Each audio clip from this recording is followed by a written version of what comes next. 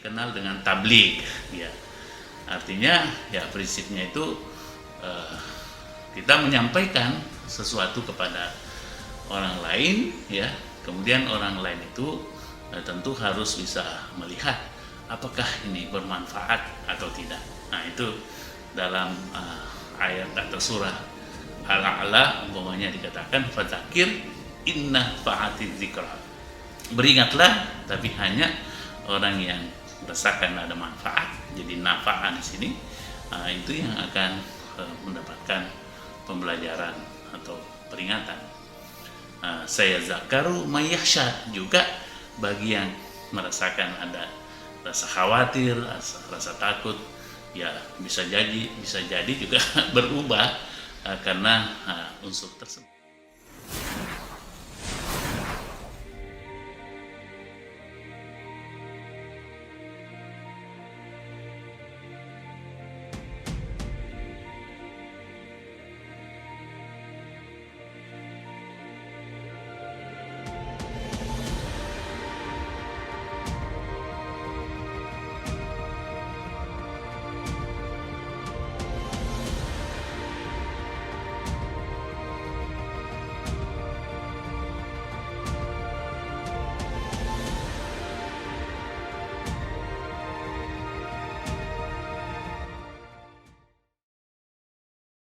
Assalamualaikum warahmatullahi wabarakatuh.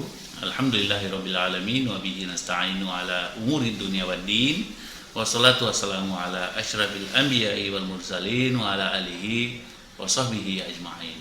Amma ba'du, para pendengar, penonton, pemirsa dimanapun berada, ya kita melanjutkan perbincangan kita tentang Islamic Communication, yaitu komunikasi Islam yang merupakan jalan moderat atau model atau komunikasi yang sifatnya pertengahan dalam rangka menyahuti dua model yang cenderung eksklusif yang biasa di sebelah kiri, kemudian yang inklusif di sebelah kanan. Coba kita lihat ada dua perdebatan tentang kata informasi, ya. Satu sisi ada yang mengatakan bahwa informasi itu ya sifatnya adalah membangun dari dalam, dulu baru formation. Jadi membangun dari diri, pemahaman itu kemudian itu terbentuk, pemahaman itu kemudian ini menjadi milik seseorang itu untuk sebuah penyampaian yang disampaikan oleh orang lain. Jadi information di sini berasal dari kata in baru formation. Artinya formasi pemahaman itu terbentuk dari dalam diri manusia. Ini biasa dikatakan bahwa informasi itu sebetulnya bukan dari luar, tetapi justru informasi itu dari dalam. Di sisi lain, model yang sebelah kanan dikatakan bahwa informasi itu justru sebetulnya dari luar, ya, kemudian masuk ke seseorang, ya, yang biasa disebut sebagai penerima atau receiver, ya, karena beranggapan bahwa kata information itu berasal dari kata inform baru action, jadi akhiran. Action itu akhiran, jadi inform baru akhiran action, sehingga terbentuk kata information. Artinya seseorang yang mempunyai informasi, pengetahuan, sains, pengalaman disampaikan kepada orang lain yang kira-kira tidak mengetahui pesan tersebut atau pengetahuan tersebut, ya, atau pengalaman tersebut.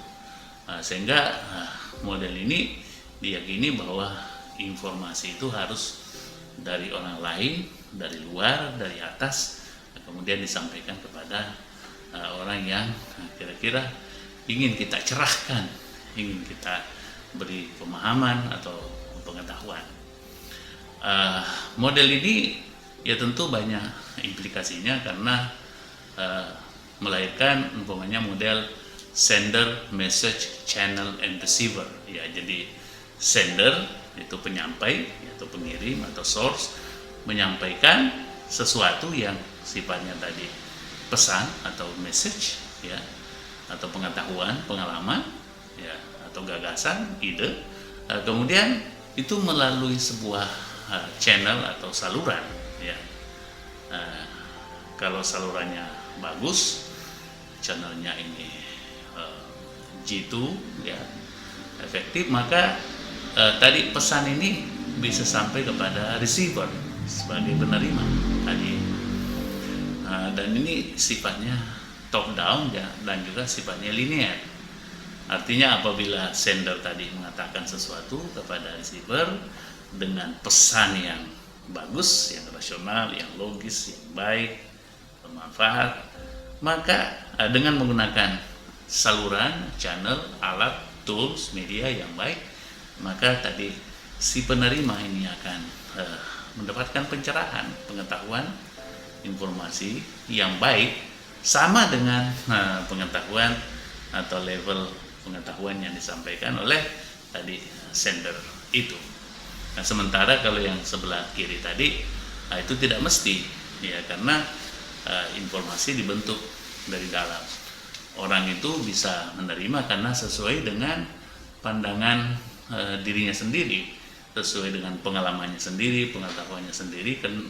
Jadi dia bisa mengangguk-angguk itu karena tersambung dengan apa yang dia alami sebelumnya, yang dia ketahui sebelumnya, dengan apa yang disampaikan oleh orang lain, gitu.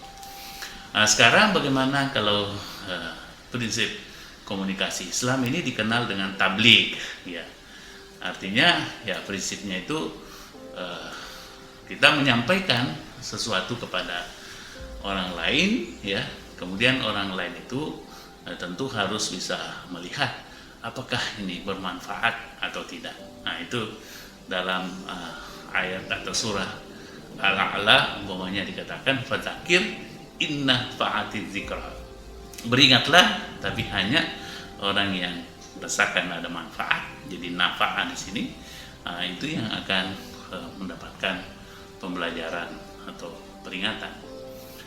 Saya zakaru mayyahsha, juga bagi yang merasakan ada rasa khawatir, rasa takut, ya, bisa jadi juga berubah karena unsur tersebut.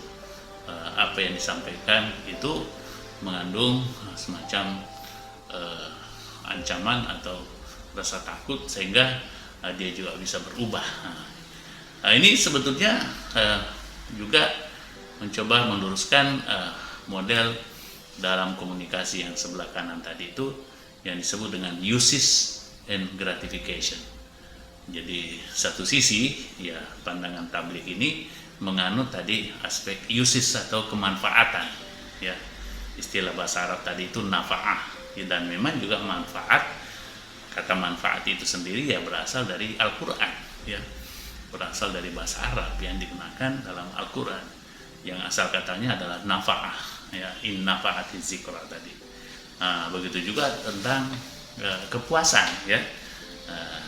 Tadi Al-Quran menambahkan bahwa orang itu bisa berubah kalau juga ada unsur kekhawatiran, kekhawatiran atau kekhawatiran. Ini dua-duanya kita pakai dalam bahasa Indonesia tentang sesuatu, sehingga dia bisa melakukan perubahan untuk dirinya karena ingin tercatat sebagai manusia-manusia yang baik. Karena dalam Islam menyampaikan sesuatu yang baik itu merupakan juga kewajiban, tetapi soal pemahaman, soal pengertian, pemaknaan itu terpulang kepada masing-masing individu untuk memaknainya, untuk menggunakannya, untuk memanfaatkannya, ya. Nah, jadi inilah model komunikasi Islam yang boleh dikata berada di pertengahan, ya. Satu sisi mengakui pentingnya sender, tetapi soal pemahaman, soal pengertian, comprehension, understanding, knowing, itu terpulang kepada individu-individu masing-masing. Demikian para penyimak, penonton, pendengar, mudah-mudahan bermanfaat untuk topik kita kali ini. Wabillahi taufiq wal hidayah. Wassalamualaikum warahmatullahi wabarakatuh.